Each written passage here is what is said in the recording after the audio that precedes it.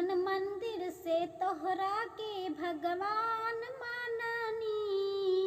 एक जन्म का 7 जन्म के साथ मांगली। मन मंदिर से तोहरा के भगवान माननी।